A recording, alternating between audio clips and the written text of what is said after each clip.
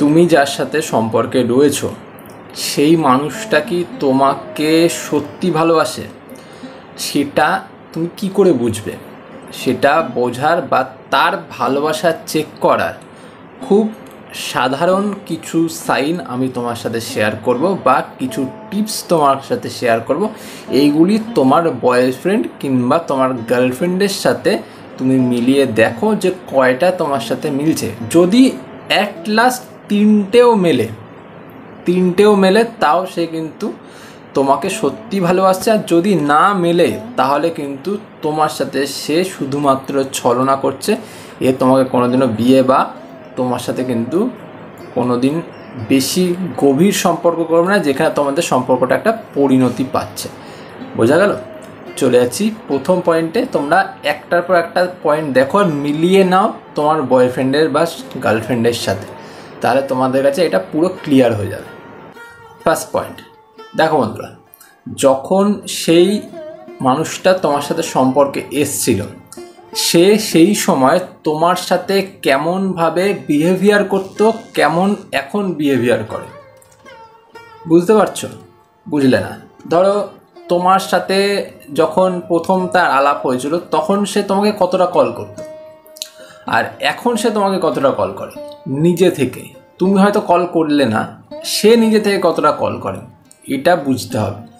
যদি সে এমন হয় যে আগে খুব ভালো মতন কল করতো, নিজে থেকে বেশি বেশি করে কল করতো, কোনো দরকার ছাড়াই কল করতো, খুব ঘন ঘন আর কি কল করা, এরকম হয়ে থাকে, তাহলে বুঝবে যে সে আগে ওই রকম ছিল।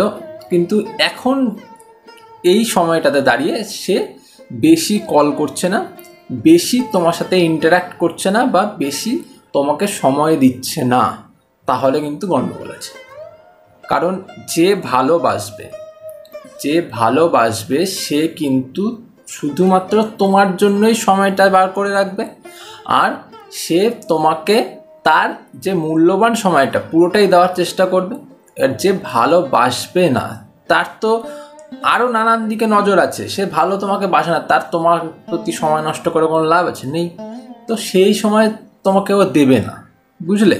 তাই তোমাকে আগে বুঝতে হবে যে সে আগে কেমন কল করতো, সে এখন কেমন কল করে, আর কল করলেও সে কতটা সময় ধরে কথা বলে, বা সে যদি মেসেজ করে মেসেজে কি সে কোনো বড় কথা লেখে। মানে তুমি ধরো একটা প্রশ্ন জিজ্ঞাসা করলে তাকে, তো সে তোমাকে উত্তর দিচ্ছে হ্যাঁ ঠিক আছে, ভালো, যাবো বা যাবো না, এরকম উত্তর দিচ্ছে, নাকি সে তার উত্তরটা বড় করে লিখে পাঠিয়েছে, বা হ্যাঁ এখানে গেছিলাম, এখানে এরকম রকম হয়েছে, নানান রকম ব্যাপার সব রকম বলছে, এটা বুঝতে হবে।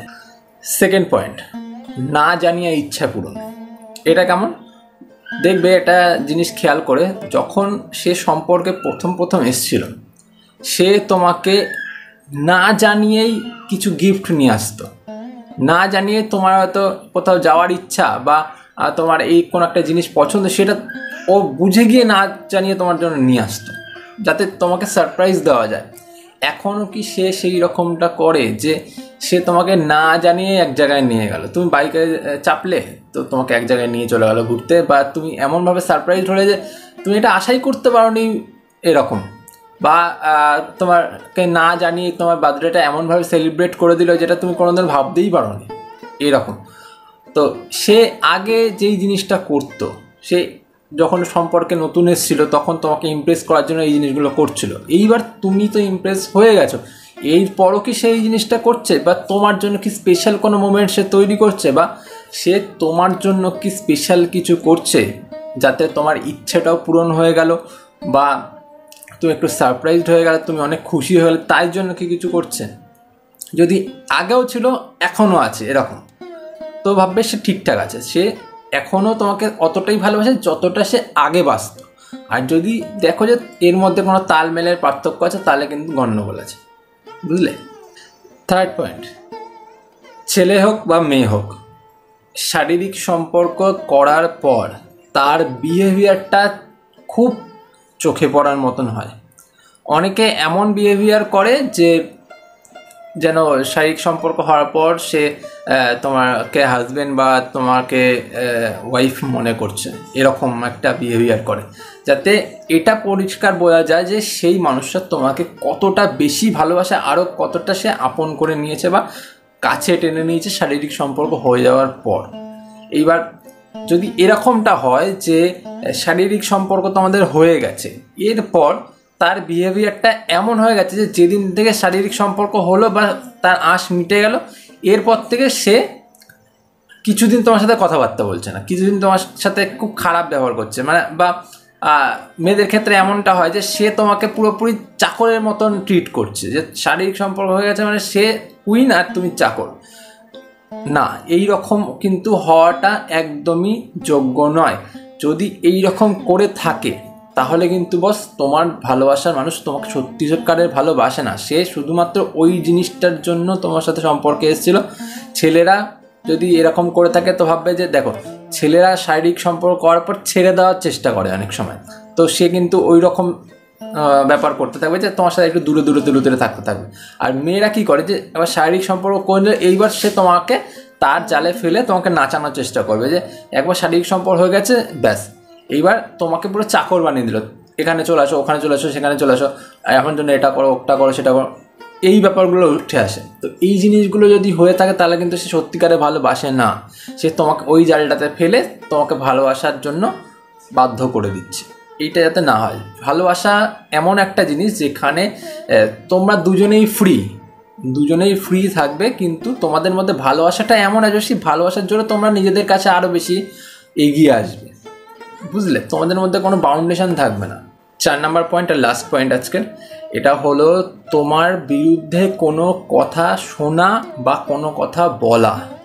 দেখো, যেই মানুষটা তোমাকে সত্যি ভালোবাসবে সে তোমার বিরুদ্ধে না কোনো কথা শুনতে পছন্দ করবে, না কোনো কথা বলতে পছন্দ করবে, না সে তোমার বিরুদ্ধে কারো কাছে কোনো কথা বলবে, না তোমার বিরুদ্ধে কোনো কথা কারো কাছ থেকে শুনবে।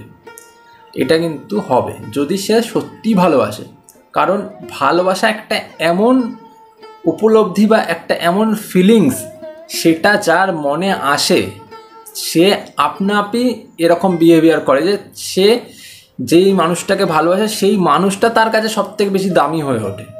তো সে তখন তার বিরুদ্ধে কোনো কথা কারো কাছ থেকে শুনতে পারবে না, আর তাকেও মানে তার ব্যাপারেও কোনো খারাপ কথা কাউকে বলবে না। তো এই রকম একটা ফিলিংস আসবে কিন্তু। এবার সেটা তুমি বুঝতে পারবে যদি সে সত্যি তোমাকে ভালোবাসে। যদি সত্যি ভালো না বাসে, দেখবে কি করবে যে তোমার বিরুদ্ধে গিয়ে কথা বলছে। তুমি একটা হয়তো প্রশ্ন বা তুমি একটা তো বক্তব্য রাখলে, সেই বক্তব্যটার বিরুদ্ধাচরণ করছে, অল টাইম বলছে এই কথা কোনো যুক্তিই নেই, মানেই নেই, তোমার কথা ভ্যালুলেস, বা তোমার ব্যাপারে গিয়ে ও তোমার কোনো মানুষের কাছে গিয়ে বলছে, বা তার কোনো বন্ধু বান্ধবের কাছে গিয়ে বলছে, বা অন্য কোনো মানুষের কাছে গিয়ে বলছে, তুমি অন্য কাছ থেকে শুনছো তোমার ব্যাপারে নাকি সে ওইসব বলেছে, বুঝলে? তো এই জিনিসগুলো হবে যদি সে ভালো না বাসে। তো আর যদি ভালোবাসে তো বললামই কি হবে। তো এই 4টে পয়েন্ট ফলো করো। আরও অনেক পয়েন্ট আছে, বলতে গেলে অনেক বড় হয়ে যাবে ভিডিও, তাই বলছি না। তো আজ এ পর্যন্তই। ভিডিও ভালো লাগলে ভিডিও লাইক করো, সাথে সাথে চ্যানেলটা সাবস্ক্রাইব করে দিও।